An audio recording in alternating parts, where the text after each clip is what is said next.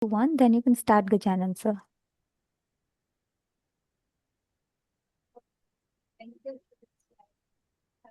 So it's three, two, one. Over to you, Gajanan, sir. We are live to the audience. Hello everyone and very good evening to all of you. I am Dr. Gajanan Panchal, pharmaceutical physician and medical advisor Lupin. I extend very warm welcome to all of you in today's Gut Connect CME program.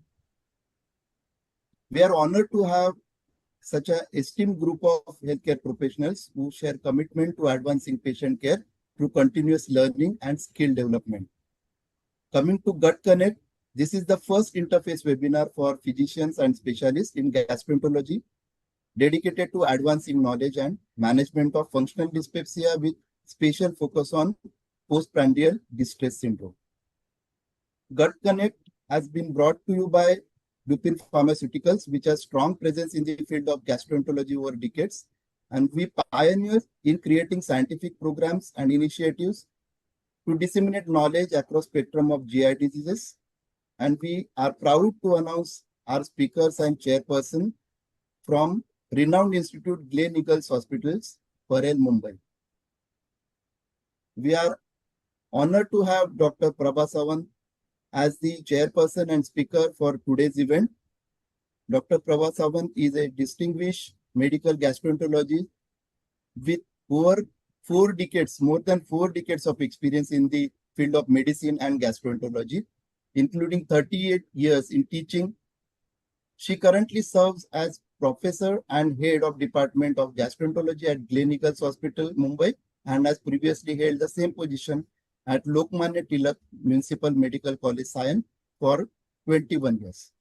She has specialized in medical gastroenterology and she has expertise in endoscopy, diagnosis and treatment of complex and gastrointestinal disorders. She has special interest and focus on chronic liver diseases such as hepatitis B, C, and alcohol-related hepatitis, NFLD, portal hypertension, acid peptic disorders, and so on.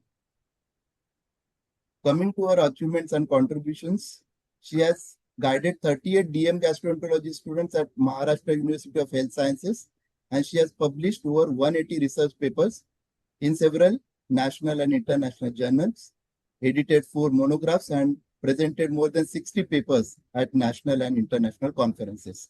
Dr. Sawant is widely recognized for her clinical excellence, academic leadership, and research contributions, making her one of the most respected figures in gastroenterology in India. Welcome on board, ma'am.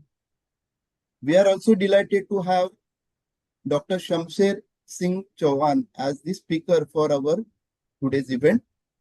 Dr. Chauhan is medical gastroenterology and hepatologist, and he has specialized in advanced endoscopic procedure like ERCP, endoscopic ultrasound, third space endoscopy, capsule endoscopy, cholangioscopy. He has expertise in managing complex gastrointestinal disorders and liver disorders, including portal hypertension, IBD, functional bowel disorders, small bowel disorders, hepatocellular cancer, alcoholic and non-alcoholic fatty liver disease. Dr. Shamsher Singh Chauhan is associated with Gleneagles Hospital as consultant and gastroenterologist and hepatologist, and he has more than 12 years of clinical experience in gastroenterology. He was former assistant professor at Lokmanya Tilak Municipal College, where he served for more than 5 years.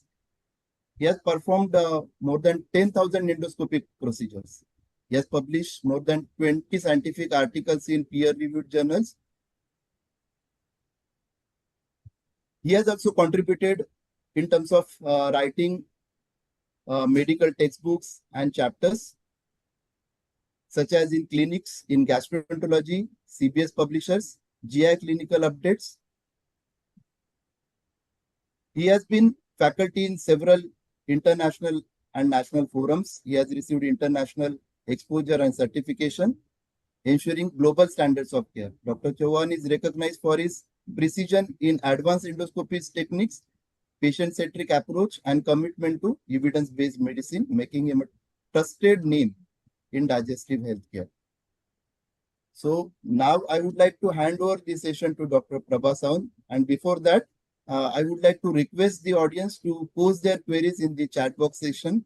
So let's have an embarking session. Over to you, ma'am. Yeah, good evening, everybody. And thank you for the kind introduction, Dr. Gajanan Panchal. And I thank Lupin for giving us this opportunity to talk on functional dyspepsia, diagnosis to decision-making, a clinician's pathway to functional dyspepsia. Next slide. Next. So what's the population distribution of dyspepsia? 20 to 30% of patients with dyspepsia are found to have organic causes for the dyspepsia, and 70% of cases are what is called as functional dyspepsia. Earlier we used to call it non-ulcer dyspepsia. Next slide. Globally, functional dyspepsia prevalence ranges from 20 to 30%. In India, we don't have too much of precise prevalence of dyspepsia is not available to us, but 7.6 to 50% of the Indian population have functional dyspepsia. Next slide. So what's the differential diagnosis of dyspepsia? Whenever a patient has dyspepsia, functional dyspepsia, it's related to the gastroduodenal region. It could be because of, does the patient have chronic peptic ulcer disease? Does the patient have gastroesophageal reflux, malignancy, gallstones, chronic pancreatitis, lactose intolerance, celiac disease? So if what's functional dyspepsia? Functional dyspepsia, structural disease is not present, organic disease is not present to explain the symptoms of the patient. Next. So symptoms will be epigastric pain or discomfort, postprandial fullness, that is fullness after a meal, early satiety, bloating, belching, nausea, vomiting, and weight loss. Weight loss is because of patient's food fats. So 4 symptoms are important: bloating, belching, postprandial fullness, nausea. Next. So is it bothersome? Patient will have one of the following symptoms. Is it bothersome postprandial fullness? Is it bothersome early satiety? Is it bothersome epigastric burning or epigastric pain? These are called the Rome 4 criteria for functional dyspepsia, and symptoms should be present in the last 3 months or with an onset of at least 6 months before the diagnosis. Next. So there's an overlap between postprandial distress syndrome and epigastric pain syndrome in a subset of patients. What do you mean by postprandial distress syndrome? It's bloating, early satiety, nausea, patient keeps on retching, patient may have vomiting, patient may have loss of appetite. And epigastric pain syndrome, patient usually has an upper abdominal pain with stomach cramps. Next. So if you consider all this, patient may be having what is called as visceral hypersensitivity. So visceral hypersensitivity could be patient is sensitive to the gastric distension, or it may be because of duodenal lipids, or it may be because of acid. And there's what is called a brain-gut axis is present. So patient may anticipate symptoms after a particular diet. Patient may be having a gastric dysmotility in the form of delayed gastric emptying. And patient may also have certain lifestyle factors may play a role. Maybe patient has underlying stress, anxiety, maybe patient is a smoker, be taking alcohol. And this can occur after a very fatty meal. If you have large fibers in your diet or bulky food, all that can give rise to symptoms in a particular patient. Next. So as I've told you, there's a brain-gut axis. Patient may be having visceral hypersensitivity to the food taken. Patient may be having reflux symptoms. Patient may be having gastric inflammation, duodenal inflammation, and there's what is called as a decreased fundic accommodation. When there's a decreased fundic accommodation, there may be over distension of the antrum, and this patients may also have associated intestinal dysmotility. Next. So what's the pathophysiology? 40% of the patient will have impaired accommodation. 30% of the patient may have a delayed gastric emptying. Patient may also have hypersensitivity to the gastric distension. Patient may be having associated H. pylori, which can account for the dyspeptic symptoms, epigastric pain, and burning. Next. So in functional dyspepsia, as I've said, there's abnormal fundic relaxation in response to a meal. So there's impaired fundic accommodation. Now, what happens in a normal individual after you eat? There's fundic accommodation, or what is called as a receptive relaxation of the fundus in a particular patient. But in a patient who has dyspepsia, in 40% of the patient, there may be impaired fundic accommodation with a redistribution of food to the antrum. So you may have associated antral distension. Next. So what should be the approach to diagnosis and treatment? Next. So to treat functional dyspepsia is difficult. There could be an overlap of dyspepsia with irritable bowel syndrome. There may be multiple pathophysiological factors acting in a particular individual. Patient may have underlying stress, there may be associated what are called as psychosocial factors. And if you consider treatment, you have limited effective therapies. So you should focus on what are the patient's symptoms, focus on symptom management. Next. So what's the proposed algorithm for diagnosis and management of functional dyspepsia in India? If a patient has symptoms of functional dyspepsia, and especially if it's an elderly patient, more than 45 years, if that patient has epigastric burning, cardiac disease can mimic dyspeptic symptoms. Is the patient a diabetic? Does the patient have hypothyroidism? There could be associated small intestinal bacterial overgrowth, associated giardiasis. Patient may be diabetic with fatty liver. Patient may be having gallstones. Patient may be having chronic pancreatitis, or there could be a parietal etiology of the abdominal pain. If postprandial symptoms persist, rule out gastroparesis by looking for diabetes and neuropathic complication. Is the patient intolerant to lactose? If it's a female patient, does the patient have associated connective tissue disorders? So all these should be ruled out before you label a patient as functional dyspepsia. So organic causes have to be ruled out. Next. So is the patient's age more than 45 years? Is there family history of gastric cancer? Does the patient have recurrent vomiting? Does the patient have severe weight loss? Does the patient have dysphagia? Does the patient have any lump in the abdomen? Is there history of any upper GI bleed? Is there history of melena? Is there family history of cancer? Is there hematemesis? So all these are called what are called as alarm symptoms. So if the patient is anemic, if the patient is bleeding, if the patient has severe weight loss, is just not able to eat his food, difficulty in swallowing, all these symptoms, you have to rule out an organic cause. Next. So what are the tests for assessment of gastric functions? Many of these tests are so-called experimental, but what do we do usually? Scintigraphy can be done. Remember, it's ingestion of a radioactive meal, and by gamma camera imaging, it goes over several hours, and it's a quantitative, reliable test for solids and liquids.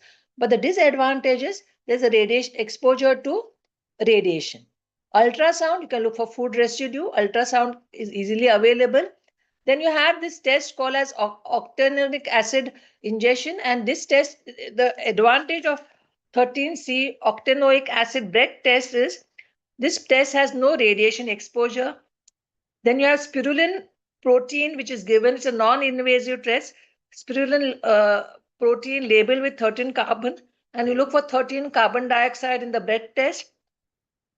So this test can be done in pregnancy and in pediatric age group, but these tests are not available in India. Then for gastric accommodation, you have SPECT. Again, we don't usually do these tests for patients with functional dyspepsia. Then you also have this, what is called as a wireless capsule, which is called as a smart pill, which detects the pH, the pressure, the temperature, and gives you a detailed explanation for the dysmotility. But it's it is high cost and also not available here. So what we do is ultrasound and scintigraphy. Ultrasound gastric emptying can be measured in the real-time imaging and can aid in your immediate diagnosis. Then coming to what is called as barostat. So patient has a hypersensitive GI symptom. So with the balloon inflation, you can detect the gastrin sensitivity, and this also test is not available in the city. Then myoelectrical activity can be done by electrogastrography. You can look or by antroduodenal manometry. But even these tests like tinostat controls nutrient delivery rate, again not available. So these are certain tests. So even if you have cardiac dysrhythmia, you cannot really say that because of gastric dysrhythmia, these symptoms are because of that. Next. So we have certain limitations in the diagnostic test available. So symptoms suggestive of gastroduodenal involvement, as I've said, is postprandial fullness, early satiety, epigastric pain, epigastric burning, nausea, vomiting, excessive belching, and sometimes patient can complain of rumination. So whenever such patients come, you take a detailed history, physical examination. Look, as I told you, always look for alarm symptoms. Any alarm symptom present, do an upper GI scopy, which is easily available. Take biopsies. If there's any abnormality, if there's any marriage, it becomes secondary dyspepsia, not a functional dyspepsia. If patient has H. pylori, you treat the patient, eradicate therapy. If you eradicate therapy and patient still has symptoms, then it is functional dyspepsia. Next. So this is also diagnostic procedures in patients with dyspeptic symptoms. Most of this we have covered. Look for postprandial fullness, look for bloating, look for nausea. If the patient has weight loss, difficulty in swallowing, has family history of malignancy, do an upper GI scopy, look clearly, look at the fundus, look at the antrum, look at the first part, second part of the duodenum. If there's erythema in the stomach, take a biopsy. So it's for H. pylori, what we say is test and treat, hypothesis. Always you have to test for H. pylori. Sometimes patients are reluctant for an upper GI scopy, and if the patient does not have alarm symptom, you can do what is called a stool for H. pylori antigen. But this test in India has not been standardized. But if patient is really reluctant, we do the stool antigen test for H. pylori. Next.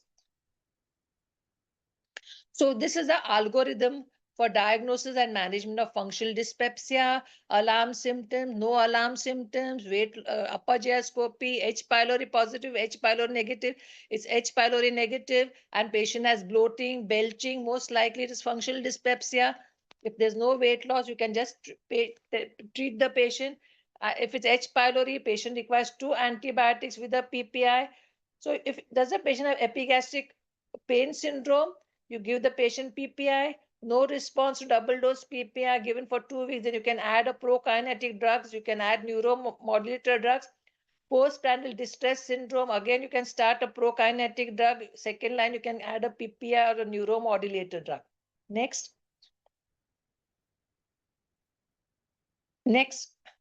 So what are the treatment options for this patient? Any patient you can first give an acid suppressant drug. You have proton pump inhibitors, you have H2 receptor antagonists, you have alginates, you have antacids, you have prokinetic. Which are the prokinetic drugs? You have etopride, citalopram, acosciamide. Now, acosciamide is a good drug, especially the patient will have decreased fundic accommodation. It improves this by acting on acetylcholine esterase, inhibiting it, and the acetylcholine levels increase and patient feels better with acosciamide. This will be dealt with by Shamsher. You can give domperidone, levosulpiride. I don't recommend levosulpiride because of its extrapyramidal side effect, and it can also give rise to galacturia. Then you have neuromodulator drugs. Now, neuromodulator drugs is amitriptyline. Now, amitriptyline takes some time to act. So it can take, there's a latent period of 2 to 3 weeks. You can give mirtazapine, you can give SSRIs, SNRIs, and you can give psychotherapy, hypnotherapy, even yoga, meditation, exercises, all help the patient. Next. So in summary, functional dyspepsia, patient may have epigastric pain syndrome or postprandial distress syndrome. These are the two main syndromes. There can be overlap between the two. There can be early satiety. There can be bloating. There can be belching. There can be nausea, vomiting, weight loss. Now, what are ROM4 criteria? It defines functional dyspepsia based on symptom patterns without structural abnormalities. So, you have to take a detailed clinical history and examination, tests like scintigraphy, breath test, Barostat not available, MRI usually we don't do. And there's what is called a symptom questionnaire for patients of functional dyspepsia. It can help you stratify the dyspepsia, and after treatment, you can again give the patient the questionnaire and see whether the patient improves. What are the management challenges? There's no definite cause. There could be a psychosocial overlap, the limited effective therapy, and one should focus on symptom relief of the patient. Lifestyle modification. Patient can have a low, what called FODMAP diet. FODMAP is fermentable oligodisaccharides, monosaccharides, and polyols. Give low FODMAP diet to this patient, low bulky food, low fiber diet, and focus on symptom relief. You can give prokinetic drugs. Acoshamide has especially in patients with postprandial distress syndrome or epigastric pain syndrome, and patient requires psychological and family support is always needed. Thank you for a patient listening.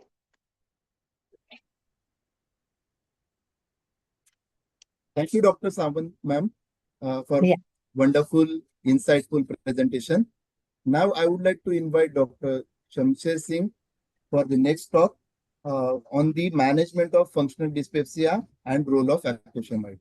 Over to you, sir. Hi, good evening. Thank you, Dr. Gajanan, for that introduction. Thank you so much. Thank you, madam, for giving me this opportunity. And I'd like to thank Lupin for giving us this platform to talk to a lot of our colleagues regarding a very common topic that we face in our day-to-day OPD. This is functional dyspepsia. So I'll be just sharing my slides and then taking you on a bit of management strategies that we can deal with, specifically dealing with patients who have functional dyspepsia. So my talk will be on management of functional dyspepsia and role of acoshamide. What I'll be talking about today is more on the postprandial distress aspect of functional dyspepsia, as madam has already diversified the two, that functional dyspepsia has epigastric pain syndrome and postprandial distress syndrome. Pain syndrome, when it comes, it's more of the patient would complain of epigastric pain, burning sensation, and functional dyspepsia patients who have postprandial distress, these are the patients who have more of bloating. Of course, in practice, there's an overlap between the two, and that is probably where we would be recommending prokinetic therapy in such a set of patients. So the current available treatment options is, as already madam has said, we have H. pylori eradication therapy, which may or may not be completely effective in treatment of functional dyspepsia. We have proton pump inhibitors as the mainstay if the patient is having epigastric pain syndrome. We have prokinetics if there is predominant bloating symptoms. And of course, we have neuromodulators like tricyclics or the serotonin, nortriptyline reuptake inhibitors, the SNRIs, where if the patient has more bloating, if it has or more pain, which are not getting treated well with just PPIs, maybe single, maybe double dose, then this is another treatment option that we are looking at. So if there's initial PPI therapy and you've given the patient a set of pantoprazole or esomeprazole or abeprazole or a BD dose, but they come back with somewhat decrease in symptoms but not completely relieved, then I believe that's the time when you'll be adding prokinetics. But do we need to add prokinetics upfront? The study said that if the symptoms of bloating are more, then probably you would want to upfront introduce a prokinetic with the PPI. Mind you, I would suggest that the prokinetics that we use are need to be given before meals and not as a combination therapy. We've got a lot of brands having combination of PPIs with either domperidone or levosulpiride or etopride, cinetapride, or acoshiamide. But we would always be prudent to understand that the prokinetic will act prior to the meal because the symptoms of postprandial distress require therapy during that pre-meal era, a time where the drug will act, relax the fundus, and then, of course, the patient will be symptom free. So, giving an upfront sustained release preparation with the PPI combination will actually cause more of tachyphylaxis of the receptors, and that will itself maybe in probably few doses, the patient will not face the same relief and symptoms that he was facing on day one. So that's why I would suggest that give the prokinetic as a TDS dose before each meal, breakfast, lunch, dinner, along with PPI and a single or a double dose, depending upon the presence of epigastric syndrome, pain, how much the patient is having. Because you require the postprandial symptoms to go away. So going ahead, we have some treatment options in patients with postprandial fullness. As madam has already said, levosulpiride, it increases prolactin, galacturia, extrapyramidal symptoms. So we are not so much in favor of using this drug specifically in patients above the age of 60 because the EPS, that is extrapyramidal symptoms, are more. Domperidone is one of the commonest drugs used for postprandial distress, and it's commonly be given, but it has its own set of side effects of QT prolongation, cardiac arrhythmia. But there was this NEJM paper which said that up to 30 milligrams a day, that is in divided doses. In divided doses, domperidone is safe and does not cause QT prolongation. So up to 30 milligrams a day in divided doses is okay. Of course, there's not much enough data, more than 4 weeks of using domperidone. So of course, people do give it in practice, giving it long term, but to say that there is data, I mean, we won't be that sure. Tegaserod was introduced, but again, it was a very mild drug and withdrew because of the cardiovascular side effects that it had. Prucalopride is a drug that is also 5-HT4 agonist like Tegaserod, but it is more active in the colon. It's more of a pan-GI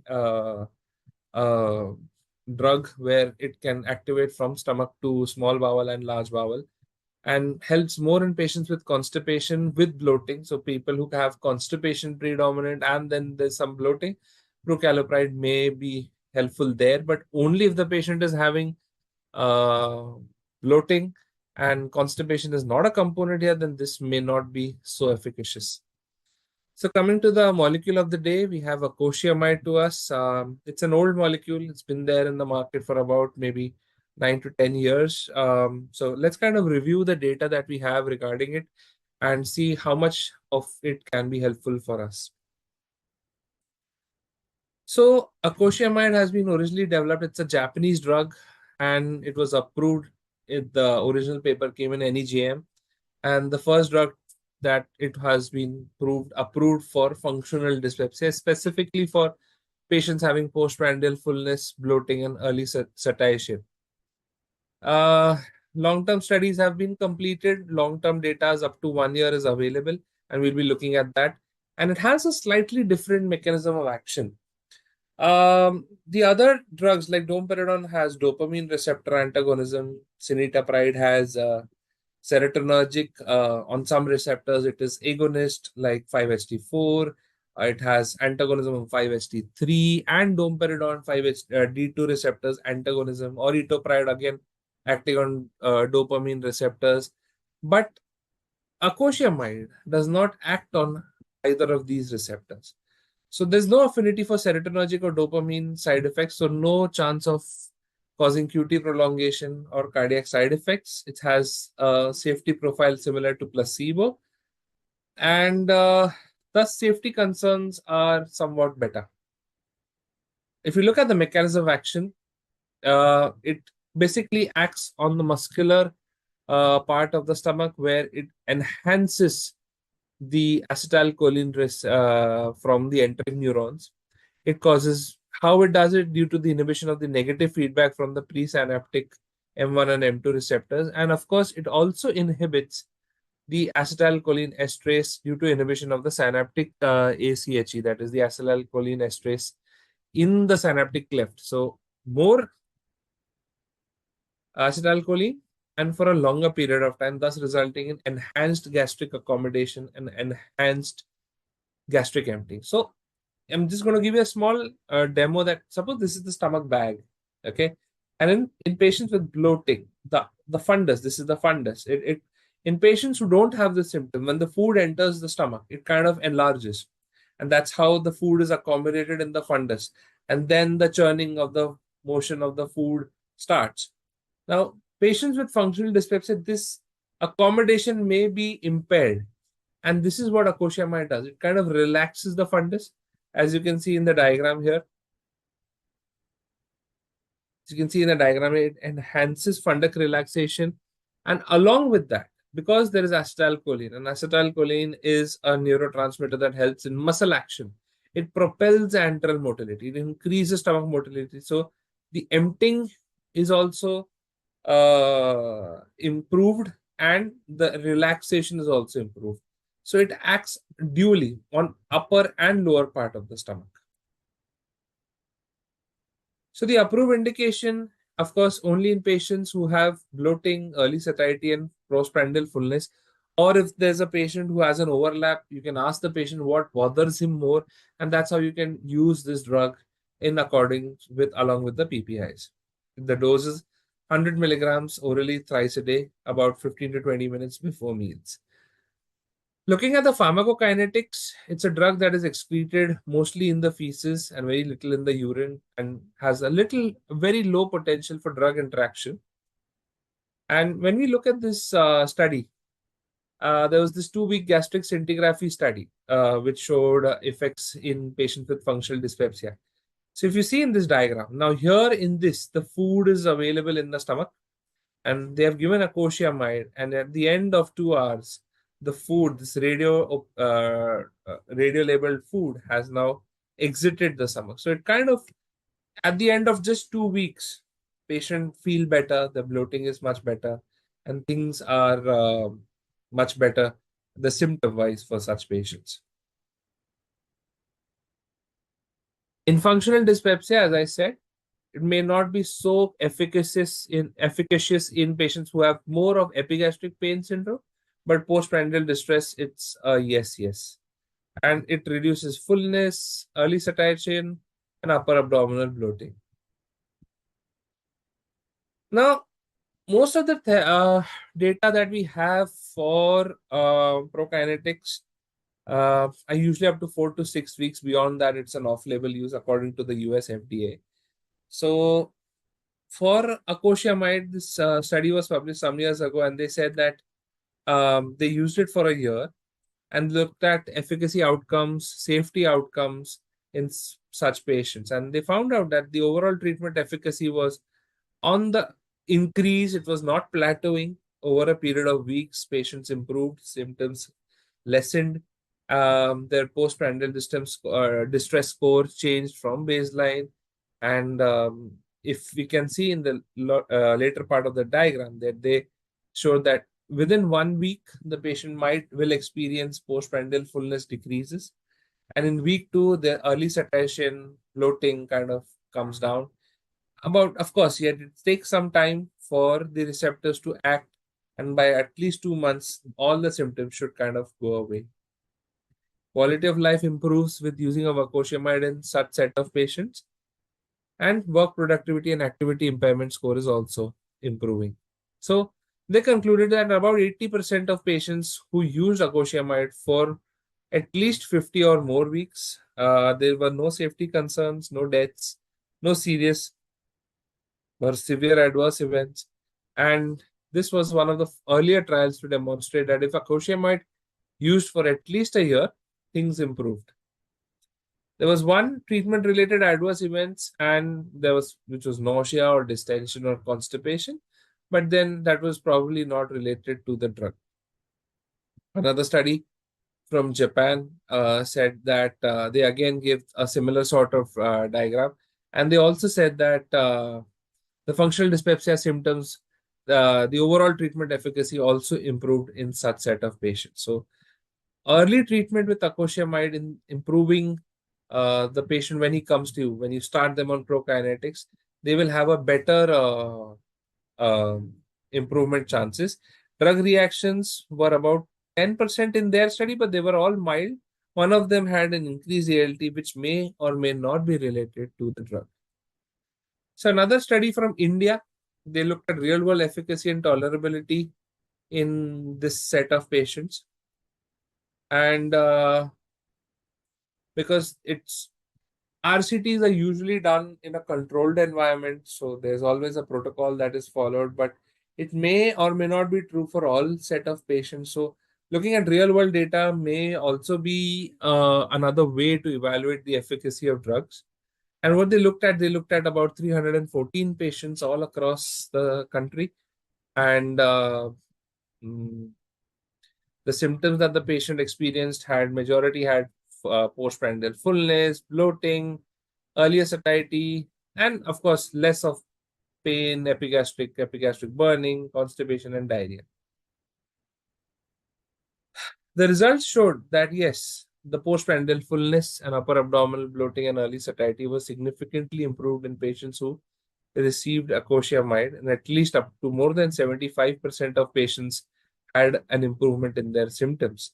And they were given somewhat more than 28 days also, over a month also patients received this, and they had shown complete relief in their symptoms. The adverse events that were seen were headache, nausea, vomiting, all could be attributed to the use of, because the acetylcholine kind of increases in these patients. Epigastric pain may not get relief, so it was taken as an adverse event, but then yes, of course, we can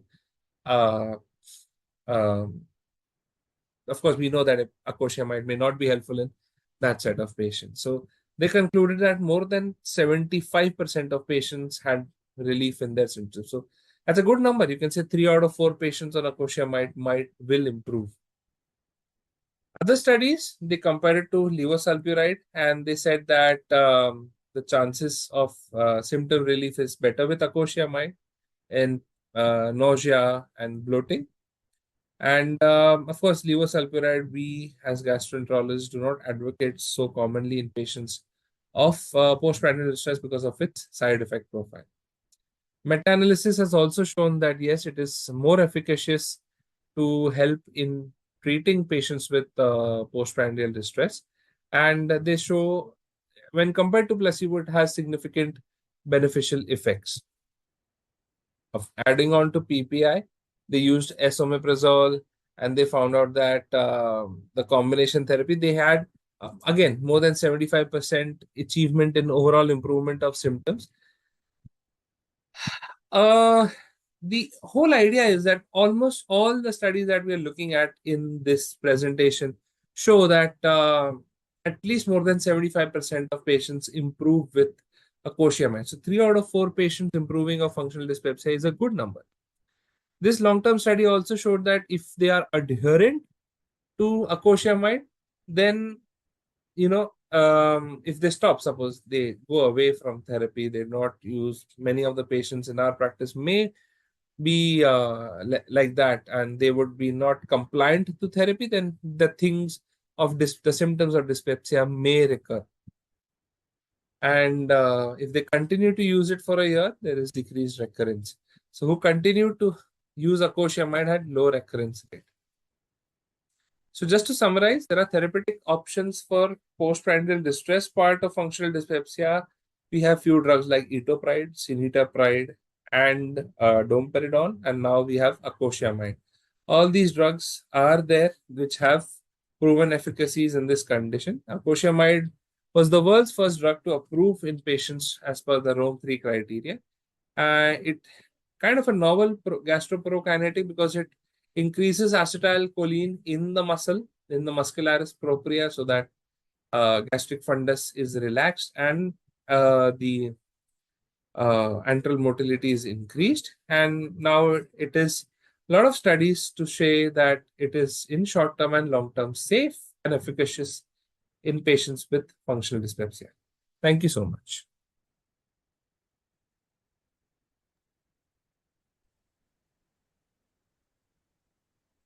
Thank you, Dr. Shamsher Singh. It was a wonderful presentation and very insightful. So Thank you. now we will address the questions from the audience which we have received. So I will read out the questions, ma'am, and Dr. Chauhan sir. You can go ahead with the questions. Yes. So, ma'am, first question is asked by Dr. Smriti Modi from Kolkata. She wants to know how a physician can differentiate PDS and EPS clinically. See, EPS is epigastric pain syndrome. So patient will have upper GI epigastric pain or epigastric burning. Postprandial distress syndrome, the term is self-explanatory. It occurs after a meal. Patient mainly complains of bloating. Patient complains of belching and abdominal discomfort. So it's a combination of symptoms in postprandial distress syndrome and early satiety. Patient eats a bit and is full. Yeah. Next question, Dr. Praveen Dhani has asked from Indore. Most of the patients in our practice want sudden relief from functional dyspepsia. How to start prokinetics and which is the best preference?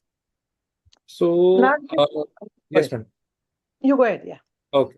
So, in such a set of patients, see, the word patient may not always signify that the patient is sick. It means you need to have patience with the illness. So, we can always have a conversation with the patient that yes, drugs are important. They are needed. You need to adhere to them. And over a period of few days, things will improve. So, you can start with either drug that we've been listed in as a prokinetic, either domperidone or acosamide or etopride or cineterpride, depending upon your choice of practice.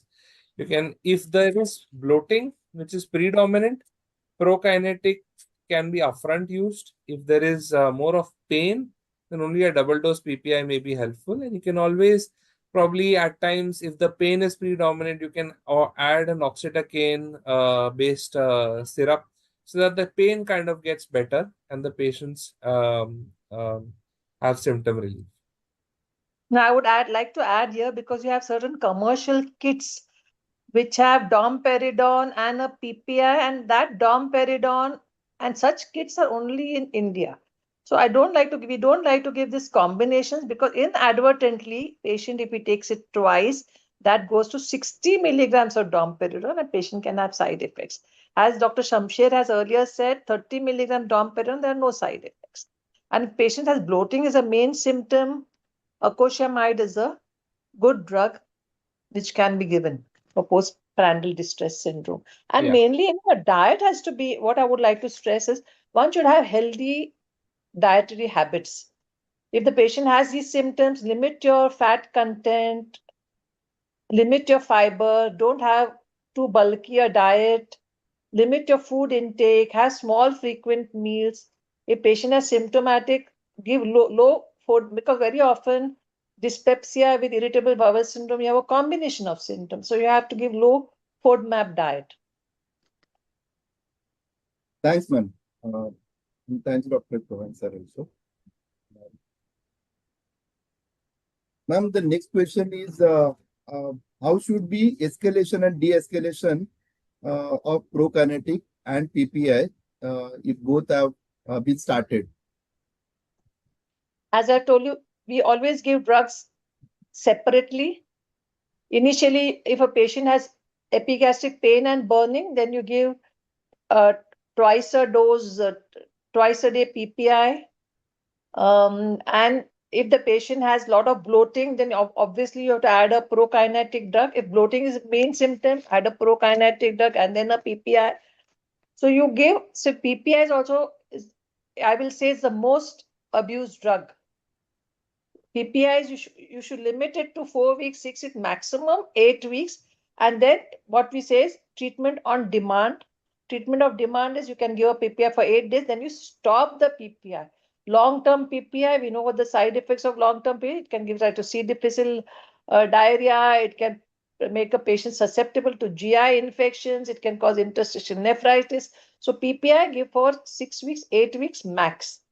Proton pump prokinetic drugs we give to 6 weeks, 8 weeks, because we don't have long-term data. But usually we give for 6 to 8 weeks, then we give a stop period, and then again treatment on demand. If the patient's bloating as a main symptom, prokinetic.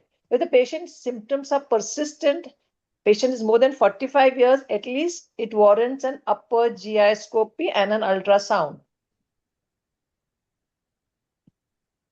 Thanks, Dr. Dr. Shamsher would like to add anything, Shamsher? No, ma'am. Correct, actually. And of course, looking at red flags also, if the patient is upfront having any red flags, cancer history in the family, gastric cancer, they also would warrant an upper GI endoscopy at the Correct. outset. And we can, it's not a usual practice, there's no data for it, but we can always at times taper the PPIs. Like you give it twice, then you give it once, then probably alternate, and then on demand. So that may also kind of the symptom wise get much relief.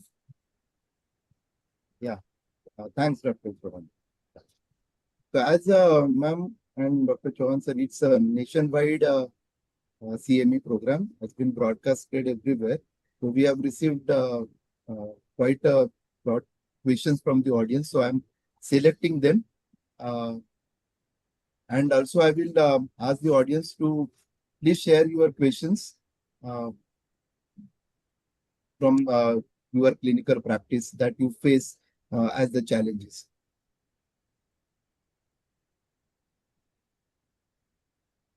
Okay, this has been asked by Dr. Sanjay Jain. In a patient without red flags, when do you choose empiric treatment versus upper endoscopy? If the patient is a young patient has no alarm symptoms, patient is young, you can start empirical treatment. Any patient more than 45 years, very persistent symptoms, you have given a trial of medications, patient is not okay, investigate. Right. Ma'am, Dr. Jitendra Yadav is asking, though, I mean, combination we have already answered, but if still the combination is given, like acosamide with any other prokinetic, how long do this combination should be taken? We don't combine prokinetics. Prokinetics is either acosamide, it depends on which prokinetic you're offering the patient. So what was the question you said? If you're giving so he's asking basically same acosamide and prokinetic combination. But I think you have rightly answered that such combinations actually is not recommended. Not recommended. Combination of prokinetics is not recommended. Correct. You can see if the patient is not better with the PPI or prokinetic, then you can add neuromodulator drugs. Now, neuromodulator drugs are selective serotonin reuptake inhibitors, or you have selective serotonin, noradrenaline reuptake inhibitors. So you have SSRIs and SSNRIs. So initially we start a neuromodulator, we can give amitriptyline. Amitriptyline also has a latent period, as I've said, 2 to 3 weeks before the patient really symptomatically is better. It's a safe drug. Or you can, if the patient not better with amitriptyline, then you can give SSRIs or SSNRIs. Right. Okay, Dr. Chauhan, you want to add?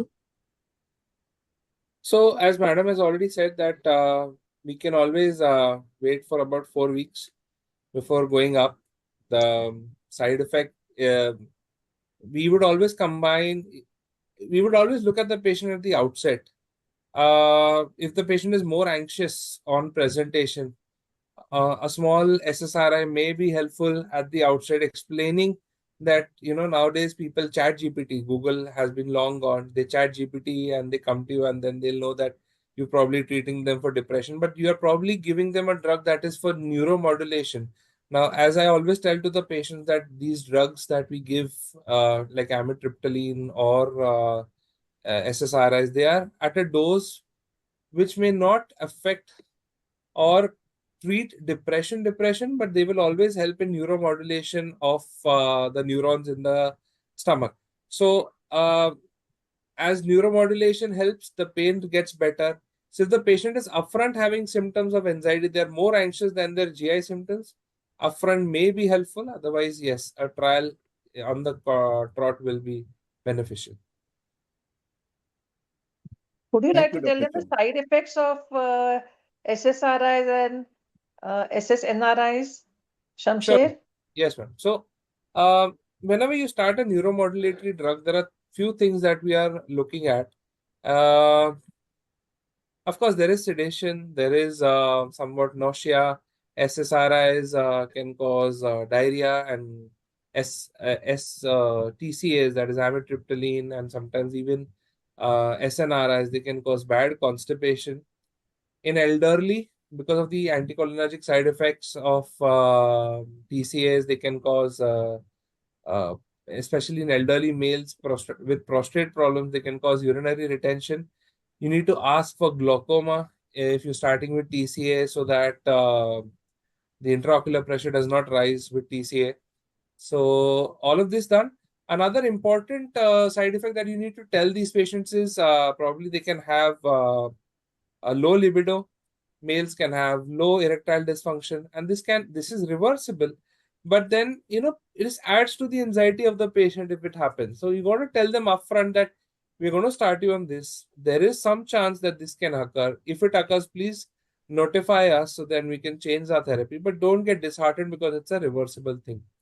So these are the common side effects that you need to upfront tell the patient and list them down when you're writing them on your prescription, that this is common side effects. It'll help you from a medical legal point of view as well. Thank you, Dr. Chauhan. Dr. Rakesh Mohan is asking how long etopride should be given, and that brings to me to have more elaborate answer from the acosamide perspective. Then if acosamide is started, then when the symptoms relief is observed, and once symptom relief is observed, then how long it has to be continued. Anyone can take up the question now. So Shamsher can take, yes, Yes, go ma'am. ahead. So acosamide, when it starts, it takes about 3 to 4 days for complete effect to come. And because of the drug that builds up and the synaptic left, it takes about 3 to 4 days for the effect to come. So you can always tell the patient that at the end of 1 week of starting this drug, you should start feeling much better than what you are today. To continue with, yes, there is long-term data for 1 year, but as practicing gastroenterologists, we might only give it for probably 2 to 3 weeks at the outset.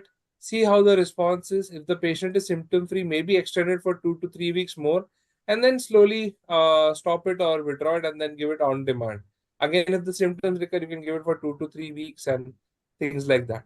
So even that goes for any prokinetic, etopride, cinetopride, or even acosamide. So all of them can be given for 2 to 3 weeks and then restarted if the symptoms recur. But if they recur, they need investigation. They need an investigation in the form of an upper GI endoscopy if not done. They require evaluation for thyroid, for hypercalcemia also, all of which can cause low gastric emptying. If their sugars are uncontrolled, that requires a correction. All of this said and done, if the psychological part of the patient is not looked at, that also requires therapy. Now about etopride, now patient who has esophageal reflux symptoms and has a high volume reflux. If it's a high volume reflux, etopride can be given because it's said to there are increased levels of what is called as transient lower esophageal sphincter relaxation in these patients. So it decreases the transient lower esophageal sphincter relaxation. So a patient with volume reflux, etopride can be given. Acosamide is for postprandial distress syndrome mainly. Ma'am, next question has been asked by Dr. Joshi from Dehradun. This is about as we have already elaborated all the tests with the diagnostic test, but this question is about the water drinking test. So what is your opinion about water drinking test for assessing functional dyspepsia, and how much should be the volume? Or do you recommend any test, ma'am, for to the physicians? Actually, they can do and assess. See, we have enumerated these tests, but in practice, most of these tests, let me be frank, are not done. Basic, we do an ultrasound of the abdomen, and in certain cases, especially if we're suspecting gastroparesis, we do scintigraphy.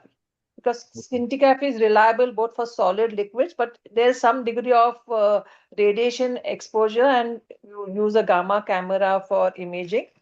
And all these other tests like wireless capsule or water test, all these usually are not done in practice. Even MRI is not done for diagnosing of your functional dyspepsia evaluation.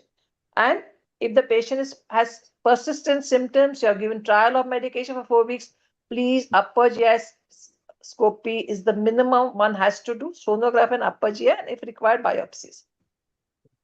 So if I rightly understood, ma'am, if patient coming to the physician with the symptoms suggestive of functional dyspepsia, he can initiate the treatment, say acosamide, and then after 4 weeks, if the symptoms still persist, then he may refer the patient to gastroenterologist. What happens when the patient comes to gastro, is already taken enough PPI, is taken enough prokinetics. So then we have to, what happens? Patient is already taken for 4 weeks. Then we really investigate them because we don't want to miss out on any symptom in the patient.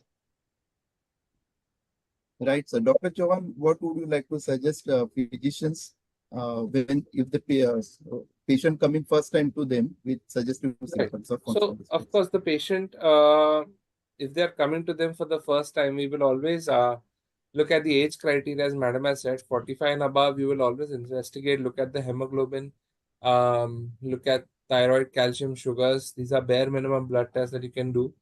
Look at the creatinine, that also can impair gastric emptying.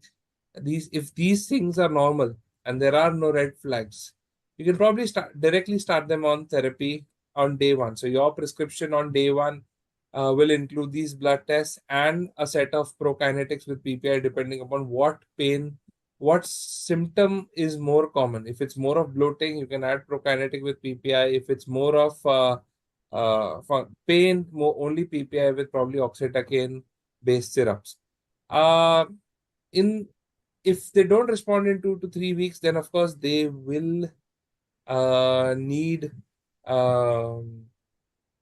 evaluation, as madam has said, endoscopy. Even if that is clean, then we know with a common intent that yes, this is not anything sinister and this can be required with certain other drug modification or maybe neuromodulation. Thank you, Dr. Chauhan and Dr. Sawant, ma'am. Now, in the interest of time, we will take up the last question from Dr. Deepak Sharma from Agra. He wants to know about the use of immediate release and extended release of acosamide. So the extended release is, I think, 300 milligrams OD.